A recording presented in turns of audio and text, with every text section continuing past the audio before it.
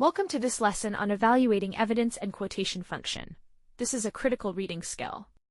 Anyone can spot that a text contains evidence, but the real question is whether that evidence is any good.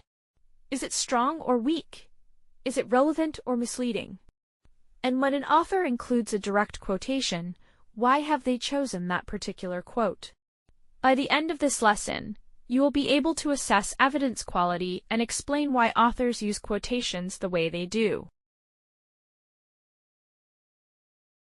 Here is what we will cover. First, the difference between strong and weak evidence and what makes evidence effective. Then, the four main types of evidence you will encounter: statistics, expert opinion, anecdote, and research findings. We will look at why authors include quotations and the four key functions a quotation can serve. And finally, how to assess the credibility of sources. The key distinction to remember is this: just because evidence exists in a text does not mean it works. Your job as a critical reader is to evaluate whether the evidence actually supports the claim being made. There are four main types of evidence you will encounter in texts. Statistics are numerical data, percentages, and measurements. They feel precise and objective, but you should always check the sample size, the source, and how recent the data is. Expert opinion draws on the views of a qualified authority. It carries weight, but you need to check whether the expert's field is actually relevant and whether they might have a bias. Anecdotes are personal stories or individual cases.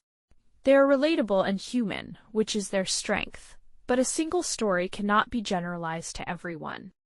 And research findings come from formal studies. They are systematic and potentially replicable, but you should look for peer review and consider the methodology.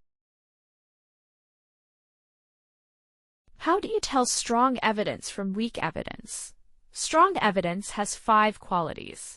It is relevant, meaning it directly supports the specific claim being made. It is recent, not outdated. It is sourced, so you can trace where it came from. It is representative, meaning it is not cherry-picked from a larger set of data. And it is specific, with precise numbers and named experts. Weak evidence, on the other hand, tends to be vague, like studies show with no source given. It may be outdated, irrelevant to the actual claim, purely anecdotal, or from a biased source. Watch out for red flag phrases like "many people believe" or "research suggests" without naming who or what research. These are appeals to invisible authority. When an author includes a direct quotation, they are not doing it randomly. The quotation is doing a specific job. There are 4 main functions. First, authority. The author uses someone else's words to lend credibility, usually from an expert. Second, illustration. The quotation gives a concrete human example that brings the point to life. Third, contrast. The author presents an opposing view through a quotation so they can then challenge or refute it. This is a common argumentative technique. And fourth, irony or emphasis. The author includes a quotation because the words themselves are telling or contradictory. When the spokesperson calls a major oil spill a minor inconvenience, the author is letting those words speak for themselves. Let us evaluate some evidence. The passage cites a 2024 survey of 1,200 Australian workers that found 61% reported increased stress after a policy change, from researchers at the University of Melbourne. Is this strong or weak? It is strong, and here is why. It is recent, from 2024. It is specific, giving an exact percentage. The sample size is substantial at 1,200 people, and it names a credible institution. Option B says it is weak because it is only a survey, but surveys are a legitimate form of research. Option D says it is strong because it uses a percentage, but a percentage alone is not enough. It is the combination of all these factors that makes it strong. Now, let us identify what a quotation is doing.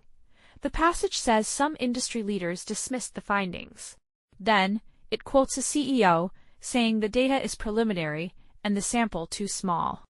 But immediately after, the author notes that the lead researcher responded but the methodology was sound and verified. Why did the author include the CEO's quote? It is not to support the research or to establish the CEO as an authority. It is a contrast quotation. The author presents the opposing view so they can immediately counter it. This is sometimes called the setup to knock down technique. The author wants you to see the criticism, then see it refuted. The quotation makes the counter-argument more powerful. Let us look at some weak evidence. The passage says studies have shown this approach is the most effective available, and many experts agree it produces superior results. How many red flags can you spot? There are at least 4. First, studies have shown, but which studies? When were they conducted? By whom? Second, many experts, but which experts? How many is many? Are they in a relevant field? Third, most effective, compared to what? Based on what criteria? And fourth, far superior is a vague comparative with no data behind it. This passage sounds authoritative, but says almost nothing verifiable. Every claim is unsourced and vague. When you see this pattern, treat the evidence with skepticism. Your turn. Pause and work through these 3. Question 1. My neighbor tried it and said it changed her life. What type of evidence is this? It is an anecdote, a single personal story. Is it strong or weak? It is weak because one person's experience cannot be generalized to everyone. It might be persuasive emotionally, but it proves nothing about the broader population. Question 2. The author writes even the minister admitted that mistakes were made. What function does the quotation serve? This is irony or emphasis. The word even signals that the admission is surprising or significant. The vague phrase mistakes were made is itself telling. Question 3. A text cites a 2009 report about current technology trends. The problem is that the evidence is outdated. Technology changes rapidly, so a report from over 15 years ago is not credible for current claims. Let us recap. There are 4 main types of evidence, and each has its strengths and weaknesses. Statistics are precise, but check the source and sample size. Expert opinion carries authority, but check the relevance and bias. Anecdotes are relatable but not generalizable. Research findings are systematic, but check the methodology. Strong evidence is relevant, recent, sourced, representative, and specific. Watch for red flag phrases that sound authoritative but name no sources. Quotations serve 4 functions: authority, illustration, contrast, and irony. Always ask what job the quotation is doing.